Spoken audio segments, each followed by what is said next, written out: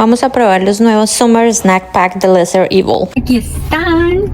Vienen dos sabores, Watermelon Hibiscus y Pink Lemonade. Entonces vamos a probar y te voy a decir cuál es mi favorito. Empezamos con Pink Lemonade.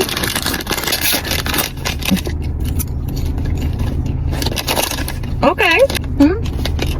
Me gusta. Pero ahora vamos con Watermelon Hibiscus.